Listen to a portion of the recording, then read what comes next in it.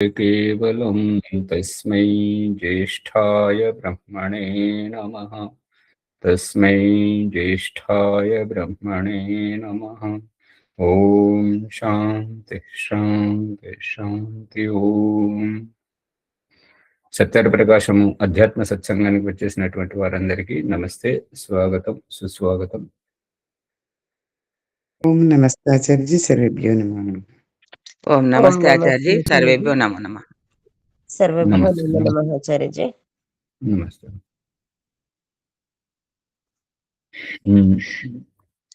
నమస్కారం ఆచార్యజీ, సర్వేభ్యో నమో నమః. నమస్తే నమస్తే అండి. ఉద్గీత ప్రాణాయామము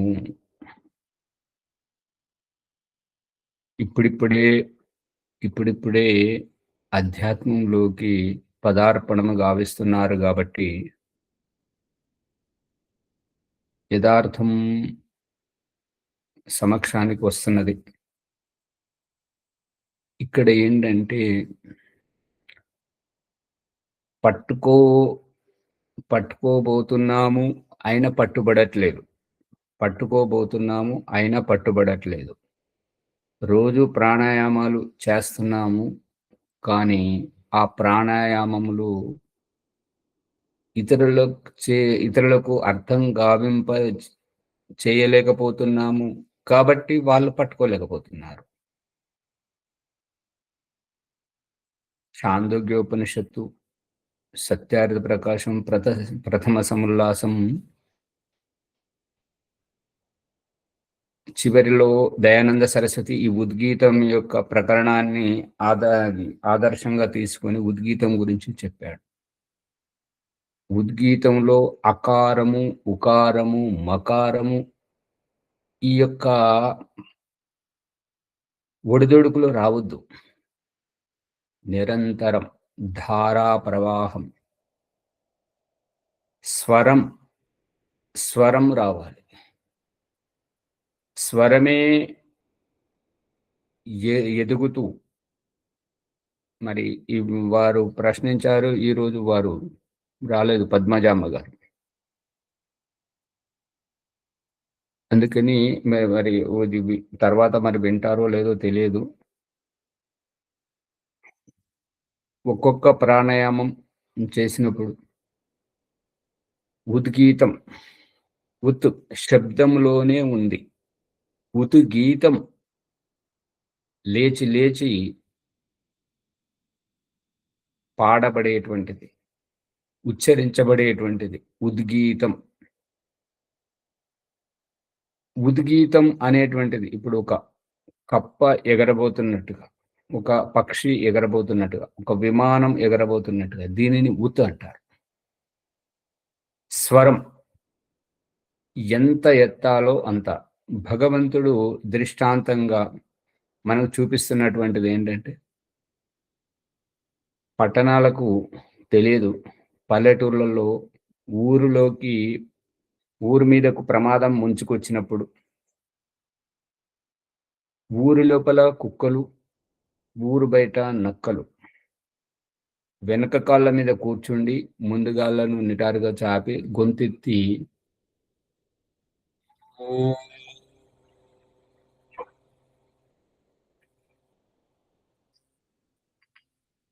అని పలికించి చూపిస్తున్నాడు, ఇలా చెయ్యాలి అని. ఓ మాజాది శబ్దం వినబడలా. ఓ ఇప్పుడు వినబడ్డది. ఇదే ఆన్లైన్ లో వినబడదు. మనం ఎత్తే స్వరమే వినబడుతుంది, కానీ దించే స్వరం అసలే వినబడదు. ఇది ఎదురెదురుగా ఉంటేనే సాధ్యం అవుతుంటది. ఈ విధంగా దీంట్లో అకారం గాని, ఉకారం గాని, మకారం గాని ఎక్కడ ఉనికి లేదు.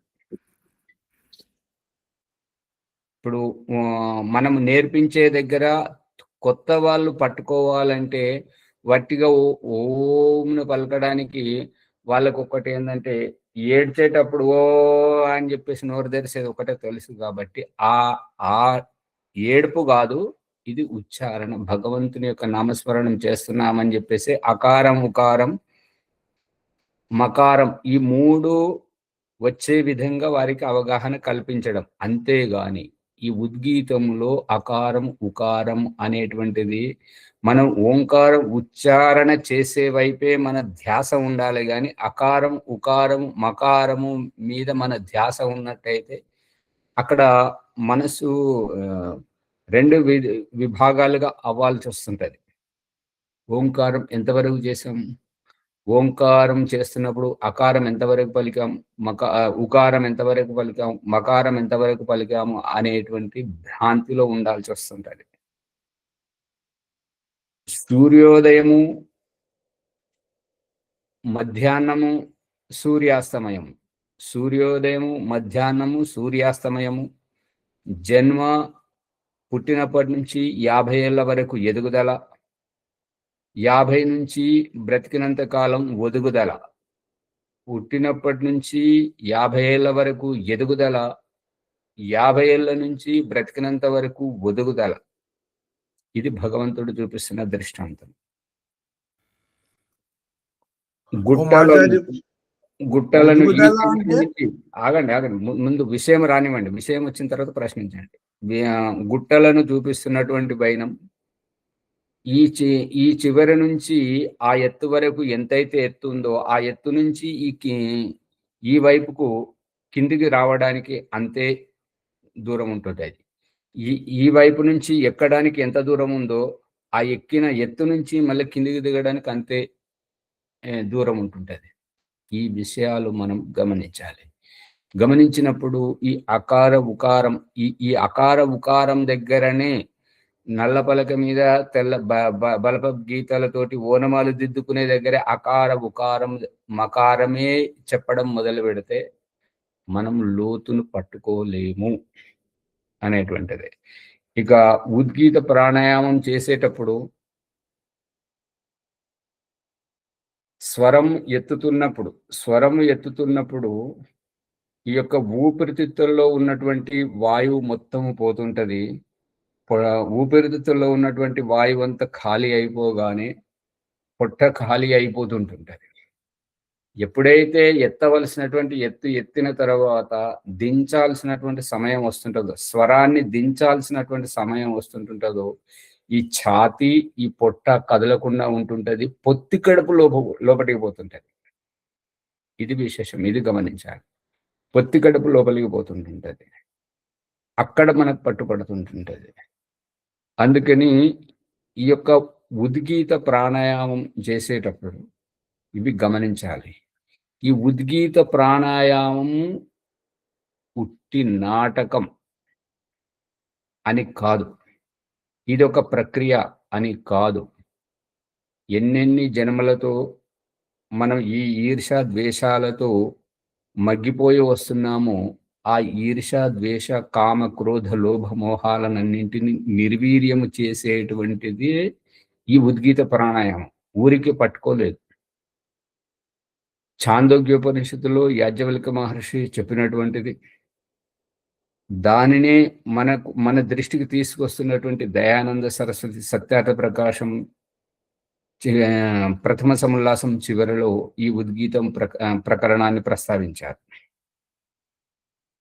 కాబట్టి మనం ఆదర్శవంతంగా ఇంకొక మెట్టు ముందుకు వెళ్ళడానికి మనం ప్రయత్నం చేస్తూ ఉంటుంటే దానివల్ల ఫలితం ఉంటుంటది. దాదాపు కరోనా కాలం నుంచి మొదలుకొని 2019 నుంచి మొదలుకొని ఇప్పుడు 2026 వస్తుంది. మళ్ళీ మనం అకారం ఉకారం మకారం దగ్గరే ఉన్నాం. ఎన్నిసార్లు చెప్పినా దాన్ని రహస్యాన్ని పట్టుకోవట్లేదు. అది మీ విద్యతకే వదిలేస్తున్నాను, అది సరైనటువంటిది కాదు. ఇక బాహ్య ప్రాణాయామం మన ఉదరంలో ఉన్నదంతా బయటకు వదిలేసి, మన పొట్టలో ఉన్నటువంటి వాయువునంతా బయటకు వదిలేసినప్పుడు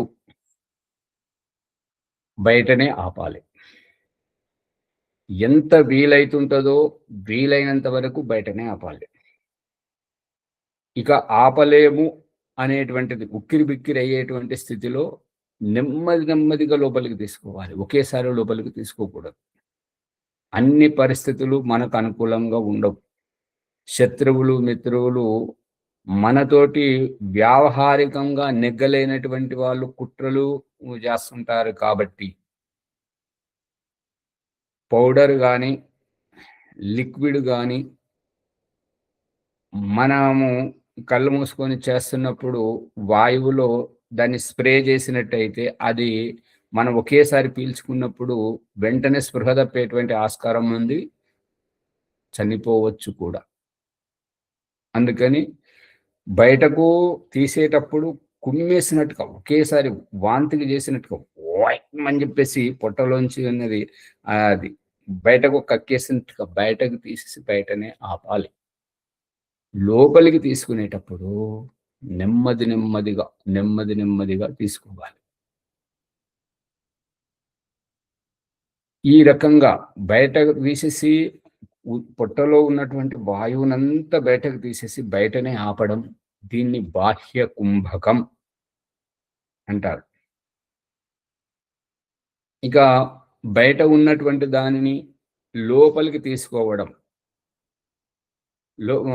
లోపల ఉన్నది బయటకు వాంతికి చేసినప్పుడు మనం కక్కేసినప్పుడు వికారాన్నంతా కక్కేసినప్పుడు ఎట్లయితే ఓయిక్కమన్నట్టు వస్తుంటుంటుందో దానిని బాహ్య కుంభకం అంటుంటారు. ఇక ఆచమనం చేసినప్పుడు నీళ్లను బయట పదార్థాన్ని లోపలికి తీసుకున్నట్టుగా బయట ఉన్నటువంటి వాయువును లోపలికి తీసుకోవడం జరుగుతుంటది. దీన్ని ఆభ్యంతర కుంభకం. అభ్యంతరం కాదు, ఆభ్యంతరం. ఆభ్యంతరం అంటే లోపల, అభ్యంతరం అంటే సందేహాస్పదం.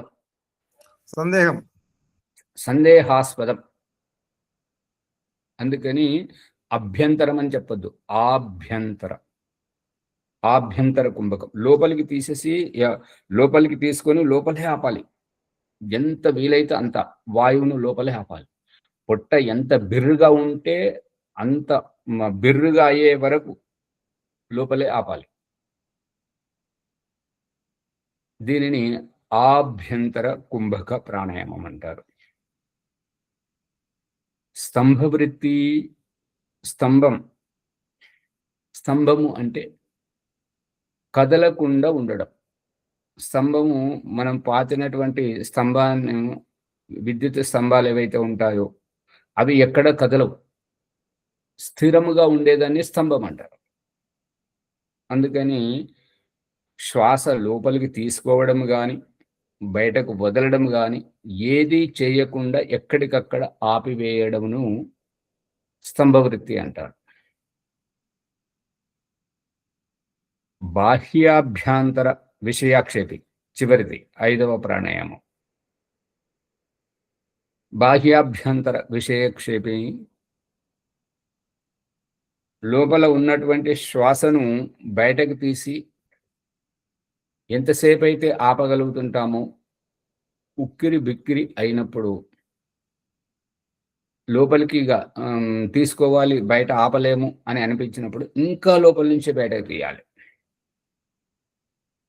బయటకు తీసి బయటనే ఆపాలి, మరికొద్దిసేపు ఆపాలి. ఇక ఆపలేము అని అనిపిస్తున్నప్పుడు ఇంకా లోపల నుంచి తీయడం. ఈ రకంగా తీసి బయటనే ఆపడం వల్ల శారీరక క్షమత పెరుగుతుంది, సామర్థ్యం పెరుగుతుంది.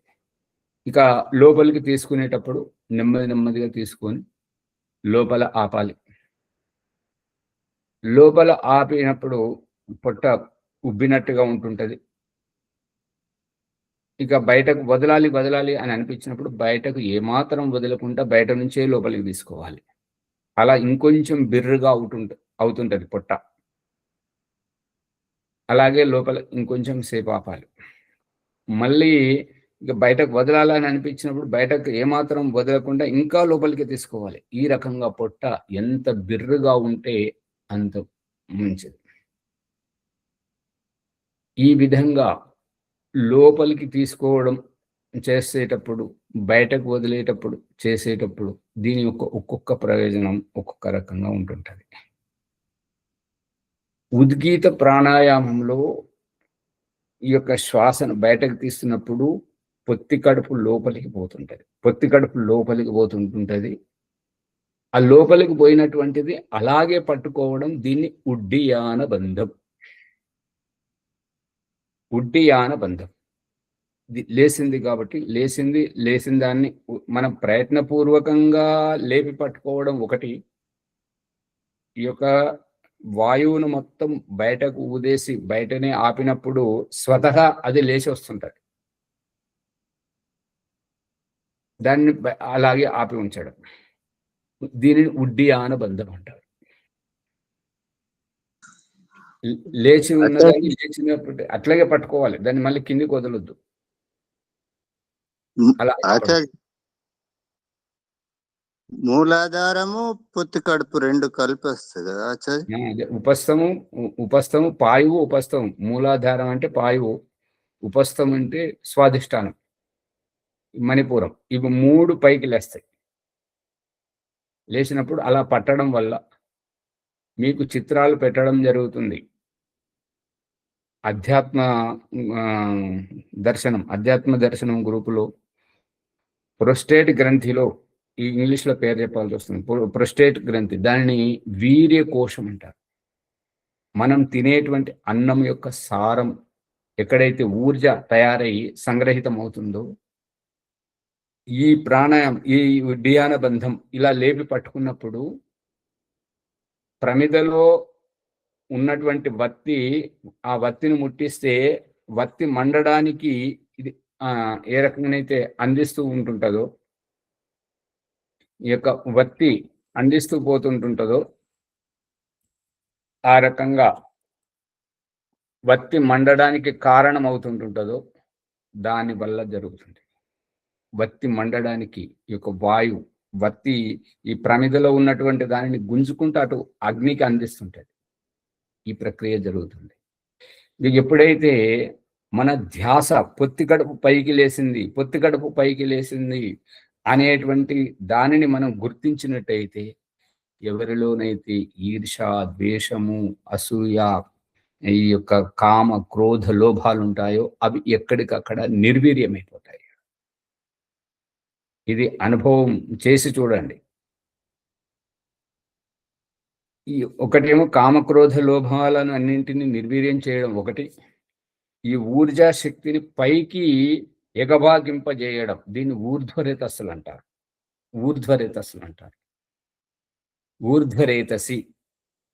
ఊర్ధ్వరేతసి అంటే కింద ఉన్నటువంటి వాళ్ళు పైకి లేచి, ఆత్మ అనేటువంటిది కింద ఉన్నటువంటి మూలాధారం నుండి పైకి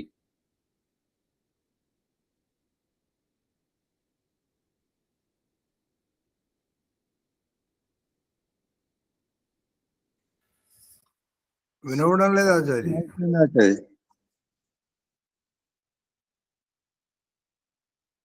నెట్ ప్రాబ్లం ఏమన్నా, సిస్టమ్ ప్రాబ్లం, సిస్టమ్ నెట్.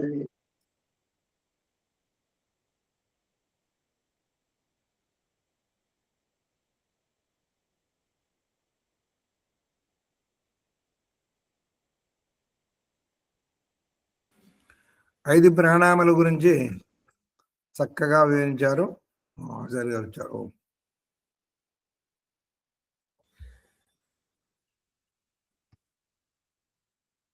ఒక్కొక్క ప్రాణాయామానికి అద్భుతమైనటువంటి ప్రతిఫలితాలు ఉన్నాయి. ఈ కంప్యూటర్ ఏంటంటే అది ఎన్నెన్నో జన్మల బంధం, నీది నాది అన్నట్టుగా అది దాన్ని భరించాలి. అది విషయాన్ని పక్కన పెడితే ఈ ప్రాణాయామముల యొక్క అద్భుతమైనటువంటి రహస్యం సాధ్యమైనంత వరకు ఎదురెదురుగా ఉండి గురుముఖంగా నేర్చుకున్నప్పుడు చాలా అద్భుతమైనటువంటి ఫలితాలు ఇస్తుంటుంది. ఒంటరిగా చేసేటప్పుడు పూర్తిగా అవగాహన అయినప్పుడు మాత్రమే చేయాలి. అవగాహన కాకుండా తొందరపాటు పడి ఇబ్బందుల్లో పడద్దు. ఆ ఇబ్బందులు ఎలా వస్తాయని చెప్పేసి పండిత గోపదేవ్ శాస్త్రి గారు యోగ దర్శనం భూమికలో చెప్పాడు. దాన్ని మళ్ళీ చదవండి. గురు సమ్ముఖంగా చేసినట్టయితే ఏదైనా ఇబ్బంది అయితే వారు చూసుకుంటారు. ఈ ఉద్గీత ప్రాణాయం ఒకటే అయిపోయింది. ఇక ఆభ్యంతర కుంభకం, వాయువును మొత్తం లోపలికి తీసుకొని లోపలే పొట్టలే ఆపడం ద్వారా పొట్ట లోపల ఆపడం ద్వారా పొట్ట బిర్రుగా కావడం తోటి ఈ యొక్క అదేంటంటే ఒక హద్దు ఈ రకంగా ఏర్పడుతుంది. ఇక లోపల వాయువు నిండినప్పుడు లోపలికి వెళ్ళి వాయువు ఒత్తిడి బయటకు ఆ యొక్క మాంస కణాలతోటి ఏర్పడినటువంటి ఆవరణ. ఇప్పుడు ఏంటంటే ఒక సంచిలో ఏదైనా ధాన్యం నింపినప్పుడు లోపల నుంచి ధాన్యము పెరుగుదలతోటి సంచి ఇట్లా ఉబ్బుకొస్తుంది.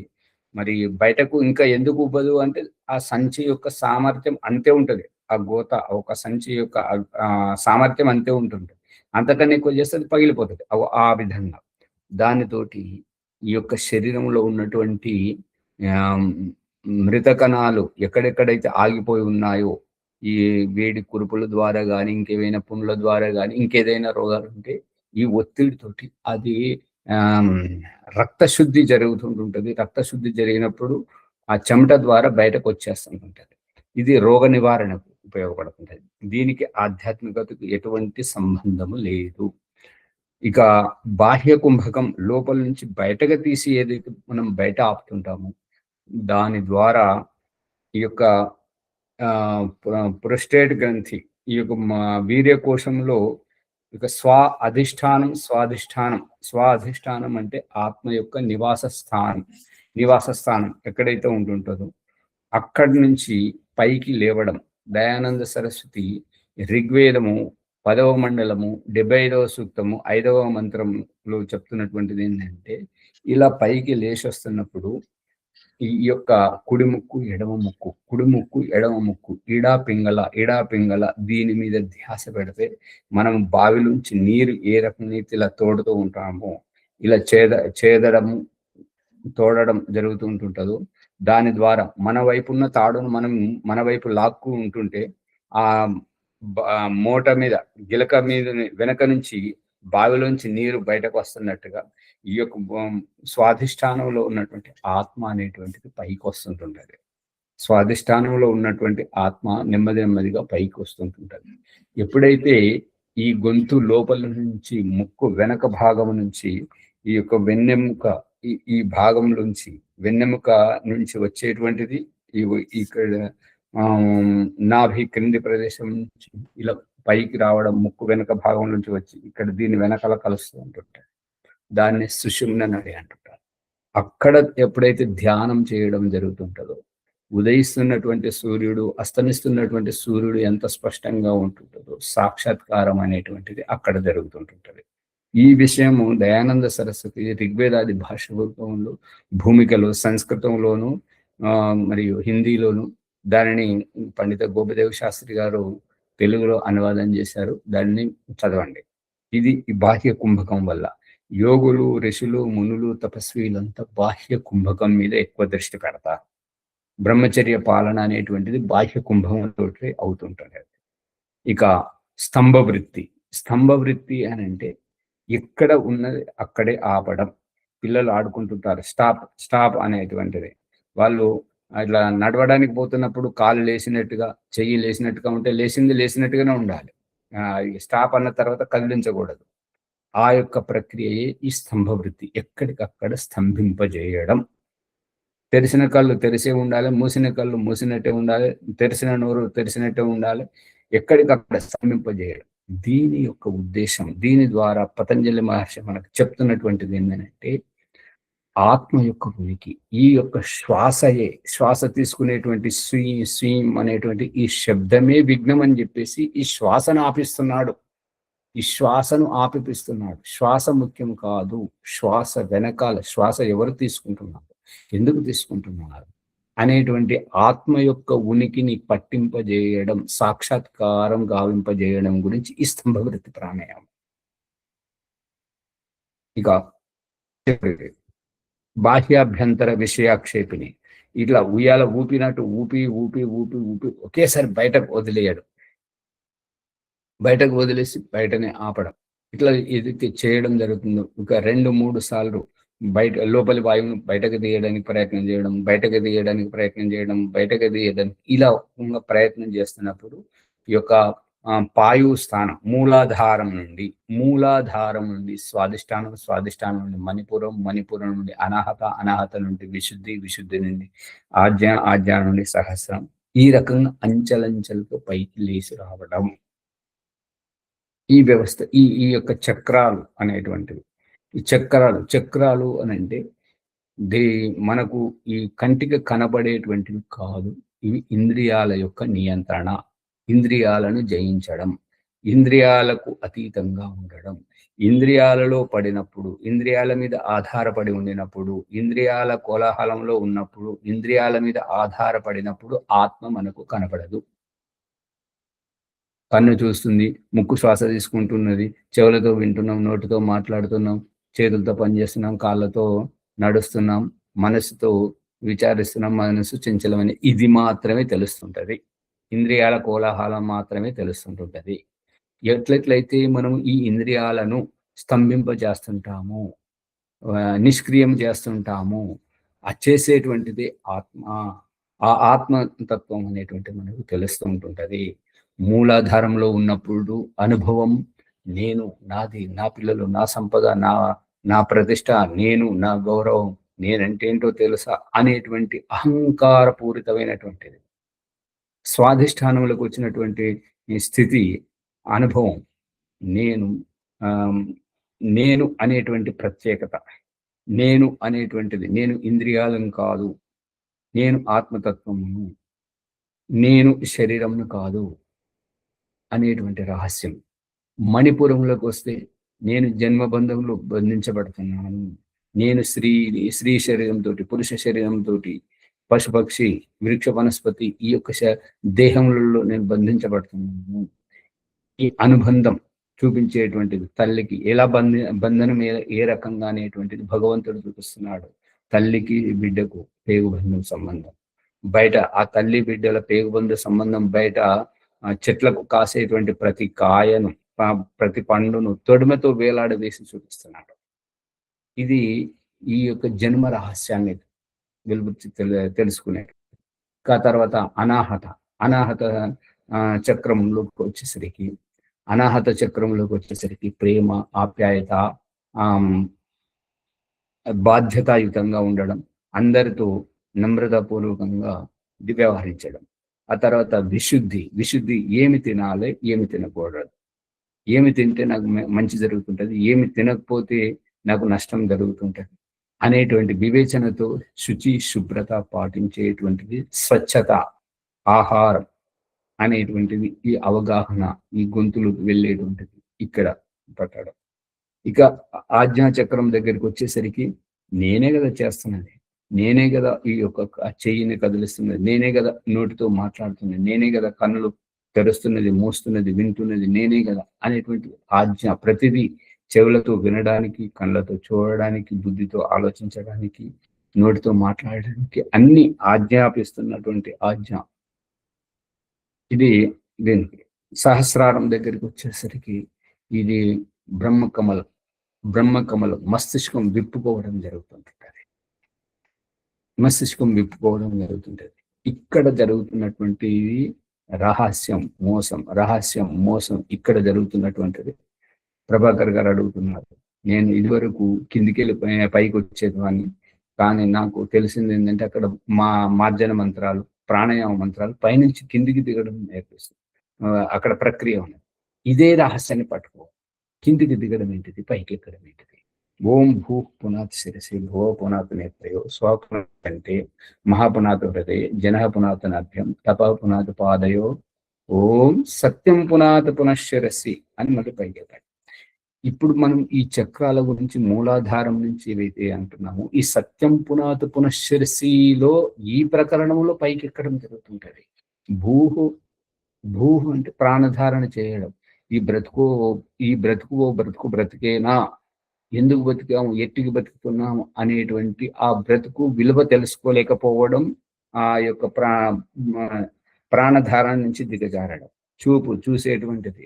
బుద్ధి ఏ రకంగా చెప్తే ఆ రకంగా ఆడుకోవడం. కళ్ళకి ఏది కనబడితే అదే నిజమని అనుకోవడం, అంతకుమించి ఇంకేది లేదని అనుకోవడం, ఆ భువ స్థితి నుంచి దిగజారడం.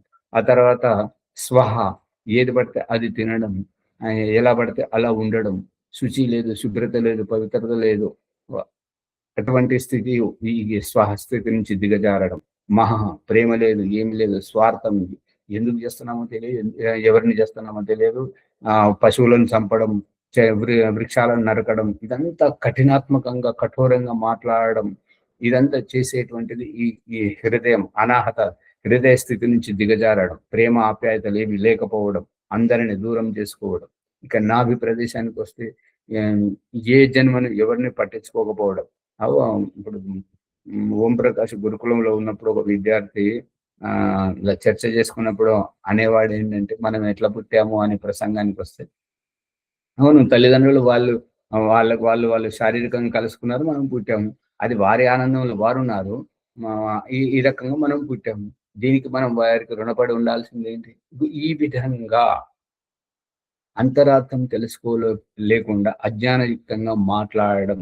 ఏ జన్మను లెక్క, స్త్రీలైతే ఉన్నాయి, పురుషులైతే ఉన్నాయి, స్త్రీ జన్మను లెక్క చేయకుండా ఉండడం, నపుంసక జన్మను హీనంగా చూడడం, ఈ రకంగా ఎవరిని లెక్క చేయకుండా ఉండడం, ఈ జన్మలను ఏవగించడం. ఆ తర్వాత స్వాధిష్టానం దగ్గరికి వచ్చేయడం ఏంటంటే కామం. ఇప్పుడు ఎంతవరకు కామం అంటే, ఎప్పుడు కామం ఎంతైతే చేయాలో అంత తృప్తిగా చేయాలి. పెళ్లి చేసుకునేది ఎందుకు? కామని ఆపుకోవడానికి కాదు, కామం చేయాలి. ఇక భార్య కానీ భర్త కానీ అందుబాటులో లేకపోతే హస్తమైతనం చేయాలి, ఎంత చేసుకుంటే అంత మంచిది అనేటువంటి మూర్ఖత్వ పూర్వకంగా ఏవైతే చెప్తూ ఉంటారో, కిందికి దిగజారడం ఈ స్థాయి నుంచి. ఎంతవరకు దిగజారాలి అని అంటే, మూలాధారం దగ్గరికి రావడం అని అంటే, అక్కడ శుచి లేదు, శుభ్రత లేదు, పవిత్రత లేదు. ఎక్కడున్నా కూడా ఎవరి బట్టలు వేసుకుంటున్నారో తెలియదు, ఏ బట్టల్లో పడుకుంటున్నారో తెలియదు, ఏ తిండి తింటున్నారో తెలియదు, ఉన్నారన్నట్టు అంత దిగజారినటువంటి స్థితికి ఈ యొక్క భువ స్వహ మహ అనేటువంటిది మనల్ని దిగజారే స్థితిని చూపించాడు. మనము ఎప్పుడైతే ఓం సత్యం అనేటువంటి ప్రకరణంలోకి వస్తుంటామో, కింది నుంచి పైకి ఎక్కడం, దాంట్లో ఈ చక్రాలు ఒక్కొక్క అంచెలంచెలుగా ఎదగడం, మనలో మార్పు రావాలి.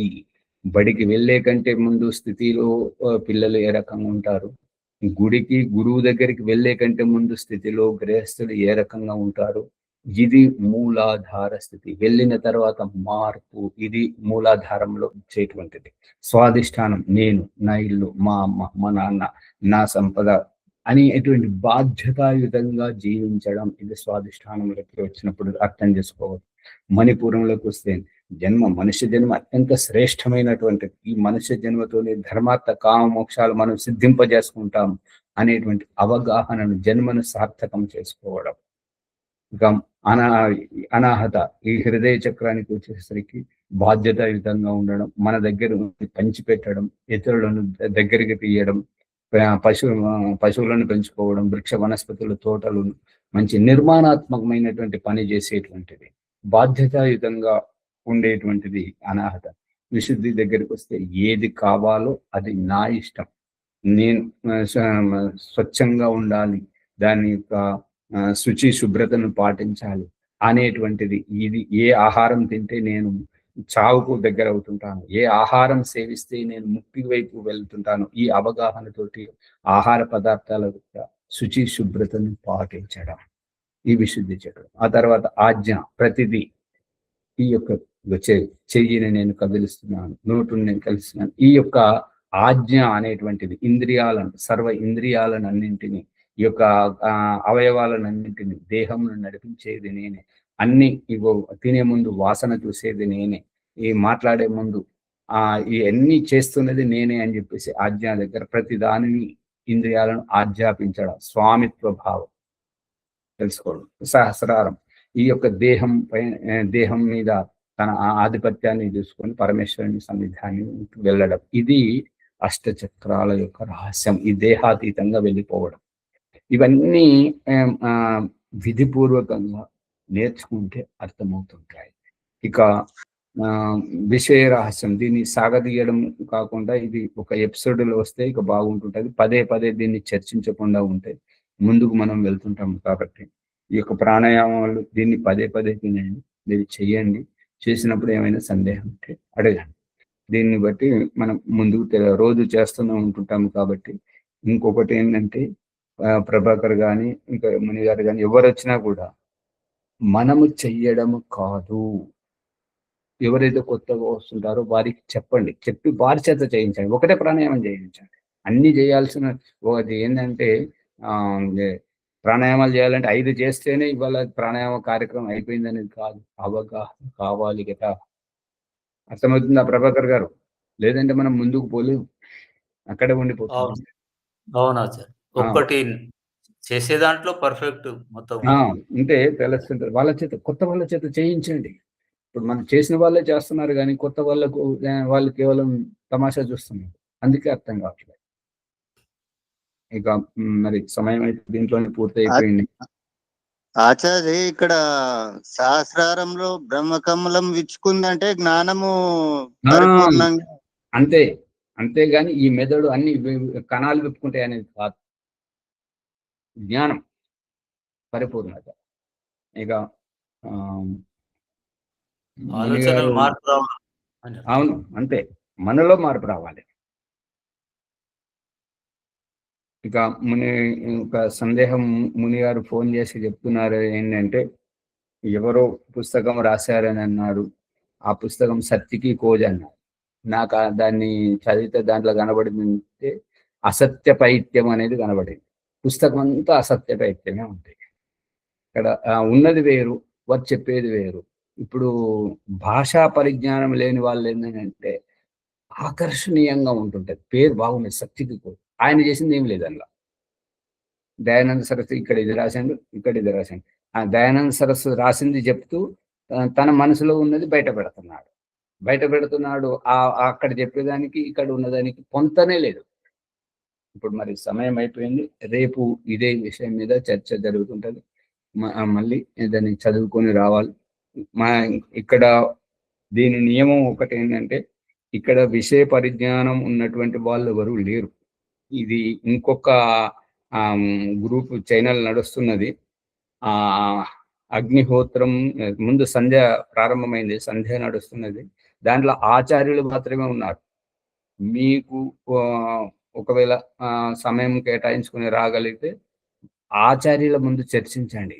మీరు ఏ పుస్తకం అయితే తీసుకొస్తున్నారో, ఏదైతే సందేహం తీసుకొస్తున్నారో, వాళ్ళు ఓంప్రకాష్ ఏం చెప్తున్నాడు అనేది వంటిది వాళ్ళు ఆలోచిస్తారు. అప్పుడు మీకు సత్యం తెలుస్తుంటుంది. ఇప్పుడు ఇక్కడైతే ఏంటంటే ఓంప్రకాష్ ఏదైతే చెప్తున్నాడో ఇది ఒకవైపు నుండే వస్తుంది. ఆ వైపు నుండి సరిగా గ్రహిస్తున్నారో లేదో నాకు తెలియదు. అంతేనా ముని గారు? అక్కడ ఆచార్య ప్రభాకర్ గారు ఉన్నారు, ఆచార్య రామ్మోహన్ గారు ఉన్నారు. ఇంకా అక్కడ అది ఆచార్యుల మధ్య నడుస్తున్నది. పంచమహాయజ్ఞాలు మరియు అగ్నిహోత్రం, అన్ని విషయాలు, సంస్కారాలు అవన్నీ నడుస్తున్నాయి. అది ప్రారంభమైంది. వారు ఏదో కార్యక్రమం అది హిందీలో ఉంటుంది, అది గుర్తుపెట్టుకోండి. భాషా పరిజ్ఞానం ఇప్పుడు ఏదైతే ఉన్నదో వాళ్ళు హిందీలోనే కావాలన్నారు. అంటే తెలుగులో వీళ్ళు అడిగారు, ఎదురు చూస్తున్నారు తెలుగులో చెప్పమని. అంటే తెలుగులో మరి మాకు అర్థం కాదని చెప్పేసి అన్నారు. వారు తెలుగువారే అయినా హిందీలో చెప్పమని అంటున్నారు. ముని గారు ఏదైతే పుస్తకం తీసుకొచ్చారో ఆ పంక్తిబద్ధంగా వారు అక్కడ చదువుతారు. ఓంప్రకాష్ ఏం చెప్తున్నాడు, పుస్తకంలో ఏది ఉన్నది అనేది అప్పుడు తెలుస్తుంది. ఏమంటారు ముని గారు? అందుకని ఆచార్య లింక్ పెట్టండి. అది ఇదే లింక్ ఉన్నది. అందరూ ఇంకా చాలా మంది వస్తుంటారు. కాకపోతే వెనక నుండి ఒత్తిడి జరుగుతుంది. ఇవి చెప్పొద్దు, ఎవరికి ఏది చెప్పొద్దు, చెప్తే మళ్ళీ బాగుండదు అని చెప్పేసి వెనక నుండి ఒత్తిడి వస్తుంది. నేను వారికి చెప్పాను. అందుకే ఇది ఆన్లైన్లో గ్రూపులలో పెట్టడం జరగట్లేదు. మరి ఏమంటారు అని అంటే, సరే మనమే చేసుకుందాం, ఇది గ్రూపులలో షేర్ చేయకూడదు అని చెప్పేసి అంటున్నారు. మరి అందరూ గట్టిగా నిలబడితే వస్తుంటది. వారు కాదు, వాళ్ళ తాతలు వచ్చినా ఎవరేం చేయలేదు. మనం వ్రాతపూర్వకంగా వేదమంత్ర ప్రమాణాలు దయానంద సరస్సు రాసింది ఉన్నది కాదు, అది దాన్ని ఎవరేం చేయలేదు. కాబట్టి ఇప్పుడు ఎవరు మన సంఖ్య తక్కువగా ఉన్నది కాబట్టి మన విషయ పరిజ్ఞానం అవగాహన కల్పించడం ఓంప్రకాష్ చేసేది. మీరు నేర్చుకునేటువంటి వాళ్ళు ఎవరైనా రావచ్చు, వినొచ్చు. కానీ అక్కడ నేర్చింది మళ్ళీ గ్రూపులో పెట్టడం అంటే కుదరదు. సమయం మీరందరూ ఎప్పుడు నిలబెట్టే ఆచార్య? వాళ్ళు కేటాయించింది అయితే 3 నుంచి 4 సాయంత్రం అన్నారు. మరి అది రాత్రిపూట మార్చాలని చూస్తున్నారు. మరి ఇంకా చాలా మంది అంటున్నారు. అక్కడ ఇక్కడైతే మీకు హిందీలో నేనోటి చెప్తే అక్కడ పుస్తకంలో రాసింది మీరు ఒకటి అర్థం చేసుకుంటారు కాబట్టి ఇక్కడ భ్రాంతి ఉంటుంది. అక్కడైతే వాళ్ళ ఆచార్యులే ఉంటారు కాబట్టి వాళ్ళు చెప్తుంటారు. అందుకని సత్యంను తెలుసుకోవడానికి సిద్ధంగా ఉండాలి. సత్యం జీర్ణం కావడం చాలా కష్టం. జీర్ణమైందంటే ఇక వారికి చావులేదు. జీర్ణం కాకపోతే ఇక వారిని ఎవరు కాపాడాలి. అంతే తేడా. భ్రాంతులలో ఉండాల్సి వస్తుంది. ఓం నమస్తే.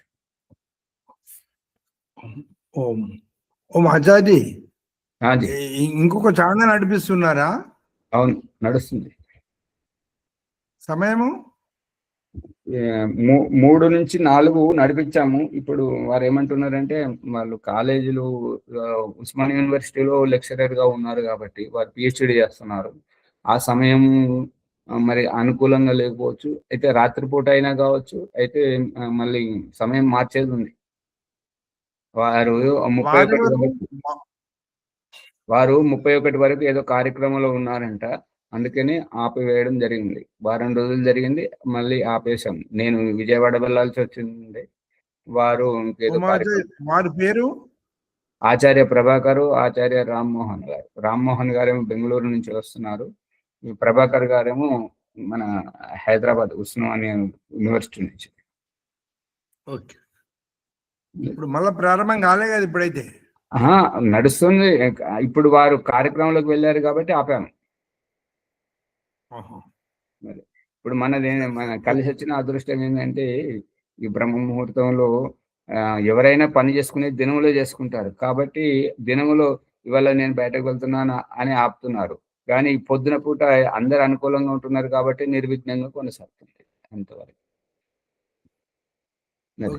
నమస్తే. ఆచార్య ఓం ప్రకాష్ ధన్యవాదములు. ఆధ్యాత్మిక విద్య జ్ఞానకంగా సత్సంగంలో ఉన్నాం మనము. విశేషంగా ఈరోజు ఋషులు చెప్పినటువంటి భాష, ఋషుల మార్గంలో నడవమన్నది సమాజం, ఋషి దయానందుడు కూడా. కాబట్టి 5 ప్రాణాయామాలను వాటి లాభాలు చేసే విధానము ఏ విధంగా అనేది ప్రాక్టికల్గా మనకు తెలియజేశారు. ఆ విధంగా నేర్చుకొని ఒకరు అడుగులు ముందుకేసి మనం వాటితో లాభాన్వితం అవుతాం. కేవలం వింటే మాత్రం లాభాన్వితం కాదు, నేర్చుకోవాలి. తర్వాత అభ్యాసం చేయాలి, పూర్వాభ్యాసం రోజు చేయాలి. ఇంకా గురుముఖంగా చేస్తే ఇంకా ఎక్కువ లాభం అవుతుందని చెప్పాడు. దాని కొరకు ప్రయత్నం చేద్దాము. తర్వాత కొత్త ఛానల్ గురించి ఒకటి ప్రారంభం చేశారు.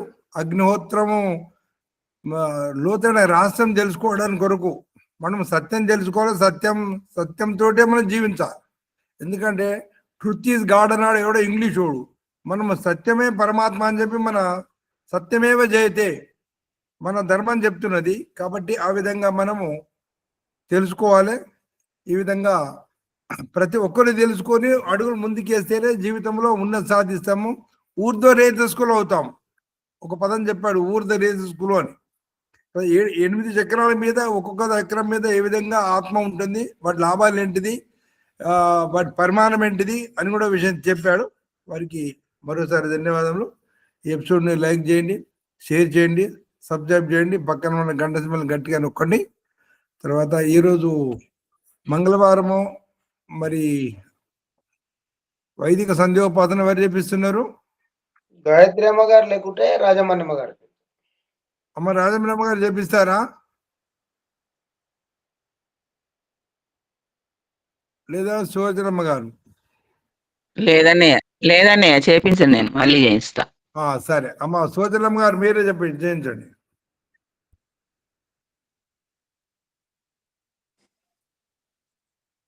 నమస్తే ఆచార్య. సరే, ఈ ఎపిసోడ్ గురించి చెప్పలేదా అమ్మన్ గారు? ఎపిసోడ్ లైక్ చేయండి, షేర్ చేయండి, సబ్స్క్రైబ్ చేయండి, పక్కన ఉన్న గంట సింబల్ గట్టిగా నొక్కండి. 1-2 సార్లు ప్రత్యేకంగా మళ్ళీ వినాలని ప్రార్థన. సంచాయ బ్రహ్మ సాక్షాత్కారం. ఓం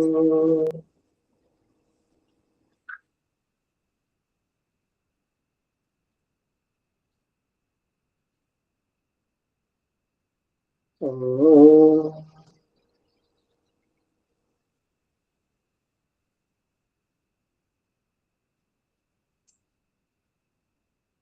ఓం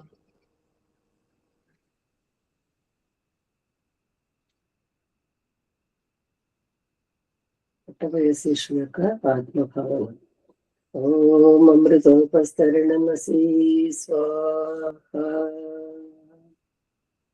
ఓం అమృతాభిధానమసి స్వాహ.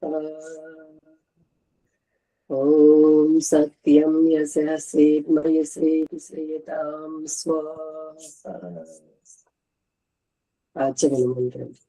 ఓం శన్నో దేవీరభిష్టయ ఆపో భవంతు పీతయే సంయోరభిస్రవంతు నః. ఇంద్రియ స్పర్శ మంత్రం. ఓం వాక్ వాక్. ఓం ప్రాణః ప్రాణః. ఓం చక్షు చక్షుః. ఓం శ్రోత్రం శ్రోత్రం. ఓం నాభిః. ఓం హృదయం. ఓం కంఠః. ఓం శిరః. ఓం బాహుభ్యాం యశోబలం. ఓం కరతల కరపృష్ఠే. అది మార్చిన మంత్ర. ఓం భూః పునాతు శిరసి. ఓం భువః పునాతు నేత్రయోః. ఓం స్వః పునాతు కంఠే. ఓం మహః పునాతు హృదయే. ఓం జనః పునాతు నాభ్యాం. ఓం తపః పునాతు పాదయోః. ఓం సత్యం పునాతు పునఃశిరసి. ఓం ఖం బ్రహ్మ. ప్రాణాయామ మంత్ర. ఓం భూః పునా. తప్పు చెప్తున్నాను, మర్చిపోయాను. ఓం భూః. ఓం భువః. ఓం స్వః. ఓం మహః. ఓం జనః. ఓం తపః. ఓం సత్యం. ఇది మొదటిగా చేసింది. నిన్న సాయంత్రం ప్రారంభించిన సంధ్యాపాసన ఇప్పుడు ఈ విధంగా పూర్తయింది అనమాట. ఈ సంధ్యాపాసన పూర్తయిన వారు పరమేశ్వరుని మండలానికి వెళ్ళిపోతారు. పూర్తయిన వాళ్ళు మళ్ళా ప్రయత్నం చేయడానికి వచ్చినప్పుడు అఘమర్షణ మంత్ర ప్రకరణ. ఈ అఘమర్షణ మంత్ర ప్రకరణ ఎవరికి అంటే దీంట్లో పూర్ణమైన వారికి అవసరం లేదు, వారు వెళ్ళిపోయారు పరమేశ్వర సన్నిధికి. ఇక మళ్ళా ప్రారంభించాలి అనుకున్న వాళ్ళకి అఘమర్షణ మంత్ర ప్రకరణ. దీని ద్వారా పరమేశ్వరుడు సృష్టికర్త తాను ఉన్నాడని మా ప్రతి విషయము దీంట్లో గుర్తించి అఘమర్షణ మంత్రం ద్వారా మళ్ళీ ప్రారంభిస్తుంది ఆధ్యాత్మిక జీవాత్మ. ఓం రితం చ సత్యం చ వీతా తపసో చ జాయత తతో రాత్ర జాయత తతః సముద్రో నభః సముద్రాదర్ణవాదదే సంవత్సరో అజాయత అహోరాత్రాణి విదదద్విశ్వస్య నుషతో వసి. ఓం సూర్యా చంద్రమసో ధాతా యదా పూర్వమకల్పయత్ దివం చ పృథివీం చ అంతరిక్షమదో స్వః. పరమేశ్వరుడు అన్ని వైపుల నుండి మనం చూస్తున్నాడని, పాపం వైపు వెళ్లకుండా సత్కర్మలు ఆచరించాలనేటటువంటిది పరమేశ్వరుడు చెప్తున్నాడు. ఇప్పుడు ఆచమన మంత్రం మళ్ళా ఆచరణం చేసి కూర్చుంటున్నాం అనమాట సంజకి. ఓం శన్నో దేవీరభిష్టయ ఆపో భవంతు పీతయే సంయోరభిస్రవంతు నః. మనసా పరిక్రమ మంత్రాలు. పరమేశ్వరుడు అన్ని దిక్కుల నుండి మనల్ని చూస్తున్నాడు అనేటువంటి మనసు ప్రశాంతతోటి ఇప్పుడు నిస్సందేహంగా సందేహరహితులై మనము మళ్ళా మనసా పరిక్రమ మంత్రాలను పఠిస్తున్నాము. ఓం ప్రాచీదిగగ్నిరధిపతిరసితో రక్షితాదిత్యా ఈశవః तेभ्यो नमो अधिपतिभ्यो नमो रक्षत्रेभ्यो नम ईशेभ्यो नम येभ्यो अस्तु। योऽस्मान् द्वेष्टियं वयं विश्वस्तं वो जम्भे दद्मः। दक्षिणादि इन्द्रोऽधिपतिः तिरस्तिराजी रक्षिता पितर ईशवः तेभ्यो नमो अधिपतिभ्यो नमो रक्षत्रेभ्यो नम ईशेभ्यो नम येभ्यो अस्तु। योऽस्मान् द्वेष्टियं वयं विश्वस्तं वो जम्भे दद्मः। प्रदीचीदिक्कु वरुणोऽधिपतिः पृदाकु रक्षिता नमिषवः तेभ्यो नमो अधिपतिभ्यो नमो रक्षत्रेभ्यो नम ईशेभ्यो नम येभ्यो अस्तु। योऽस्मान् द्वेष्टियं वयं विश्वस्तं वो जम्भे दद्मः। उदीचीदिक्कु सोमोऽधिपतिः स्वजो रक्षिता शनिरिषवः तेभ्यो नमो अधिपतिभ्यो नमो रक्षत्रेभ्यो नम ईशेभ्यो नम येभ्यो अस्तु। योऽस्मान् द्वेष्टियं वयं विश्वस्तं वो जम्भे दद्मः। ध्रुवादिक्कु विष्णुरधिपतिः कल्माषग्रीवो रक्षिता विरुदईशवः तेभ्यो नमो अधिपतिभ्यो नमो रक्षत्रेभ्यो नम ईशेभ्यो नम येभ्यो अस्तु। योऽस्मान् द्वेष्टियं वयं विश्वस्तं वो जम्भे दद्मः। ॐ ऊर्ध्वादिक्कु बृहस्पतिरधिपतिः श्रित्रो रक्षिता वर्षमिषवः तेभ्यो नमो अधिपतिभ्यो नम रक्षत्रेभ्यो नम ईशेभ्यो नम येभ्यो अस्तु। योऽस्मान् द्वेष्टियं वयं विश्वस्तं वो जम्भे दद्मः। పరమేశ్వరుడు నాకు అతి సమీపంలో ఉన్నాడు అని ఉపస్థాన మంత్రాన్ని.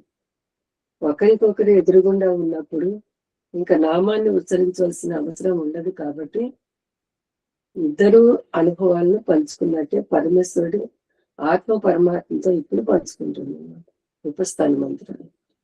జాత వేదసే సునవామ సోమ మరాతీయతో నీదహాతి వేద సనః పర్షదతి దుర్గాణి విశ్వానావేవ సింధుం దురితాప్యగ్నిః. జీవాత్మ పరమేశ్వరుతో చెప్తున్నాడు, స్వామి అలల మధ్య ఉన్నటువంటి ఈ నావ, దాన్ని కుశల నావికుడు ఎలా అయితే దాన్ని సముద్ర ఒడ్డున తీరానికి తీసుకెళ్తాడో అదే విధంగా నన్ను ఈ తీరం నుండి తీరానికి ఒడ్డుకు చేర్చు స్వామి అని జీవాత్మ అడుగుతున్నాడు. చిత్రం దేవానాముదగదనేకం చక్షుర్మిత్రస్య వరుణస్య అగ్నేః ఆప్రాచ్యావా పృథివీ అంతరిక్షం సూర్యాత్మా జగతస్తశుషశ్చ. పరమేశ్వరుడు చెప్తున్నాడు, అందుకే కదా నీకు చెప్పాను, ఈ జన్మనిచ్చాను. ఈ జీవితంలో నువ్వన్నీ అనుభవించేసి ఇక నాకు కావాల్సింది ఏమీ లేదు స్వామి అని నన్ను ఆశ్రయించి నా దగ్గరికి వచ్చేయటానికే నీకు అవకాశం ఇచ్చాను. కాబట్టి చిత్ర విచిత్రాలని ఇక్కడే అనుభవించను. ఆ తర్వాత నా దగ్గరికి తీసుకోవటానికే నేను సిద్ధంగా ఉన్నానని చెప్తున్నాడు. ఉద్భయం తమసస్పరిస్పోహ పశ్యంత ఉత్తరం దేవం దేవత్ర సూర్యమగన్మ జ్యోతిరుత్తమం. ఉదుత్ అంటే జీవాత్మ తాను సూర్యుడిని ఎలా సూర్యుడు కనుక ఆత్మ, సృష్టికి ఆత్మ ఎలాగో ఈ జీవాత్మ కూడా ఆ సూర్యుని ద్వారా పరమేశ్వరుని చేరుకుంటుంది. ఉద్వయం తమసస్పరిస్పాహ పశ్యంత ఉత్తరం దేవం దేవత్ర సూర్యమగన్మ జ్యోతిరుత్తమం. జీవాత్మ దాని ఆధ్యాత్మికంలో రావటానికి ఎవరైతే ముందు ప్రోద్బలం ఉందో, అదే విధంగా ఇప్పటి వరకు దాన్ని నడుస్తా పరమేశ్వరుని చేరే వరకు ఎవరైతే ఉన్నారో అందరం, అంటే మన ఋషి మునులు వారందరి జ్ఞాపకార్థంతో అందరం కూడా పరమేశ్వరుని చేరుకోవలసిన వారమే చేరుకుంటున్నాము అనేటటువంటిది దీనికి చాలా అంతరార్థం ఉంది. గుర్తించిన కొద్దీ ఇంకా తెలుసుకోవాలని, కానీ తెలుసుకోలేకపోతున్నాం. ప్రయత్నం చేసి సాధించాలి.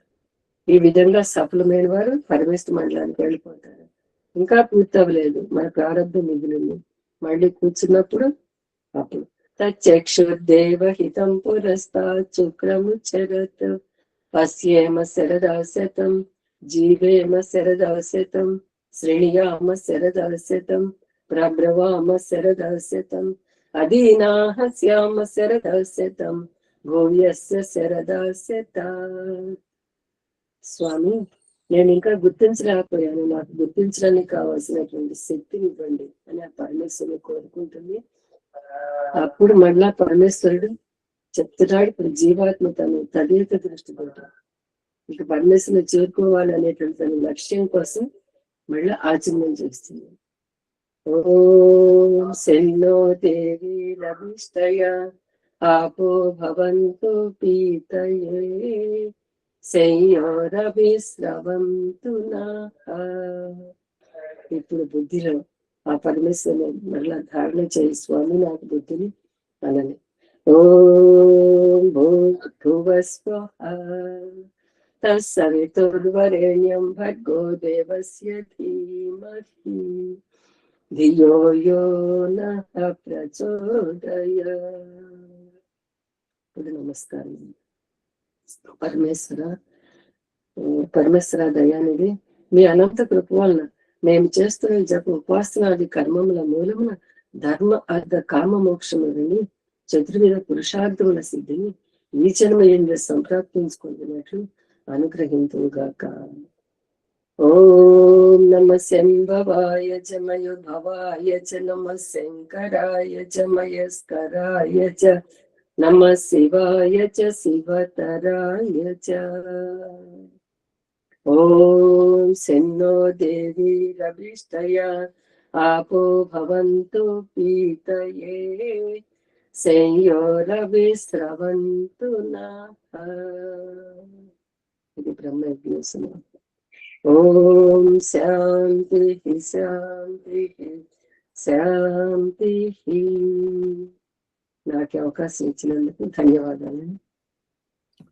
ఓం దేవ శాంతిరంతరిక్షం శాంతి పృథివీ శాంతి ఆపా శాంతి ఓషధయ శాంతి వనస్పతే శాంతిర్విశ్వే దేవా శాంతి బ్రహ్మ శాంతి సర్వం శాంతి శాంతిరేవ శాంతి సమా శాంతిరేది.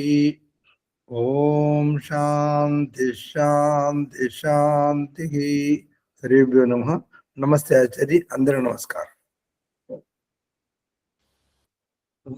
ఓం నమస్తే ఆచార్య, సర్వేభ్యో నమః. నమస్తే ఆచార్య. ఓం నమస్తే. విజయదుర్గమ్మ గారు వచ్చారా?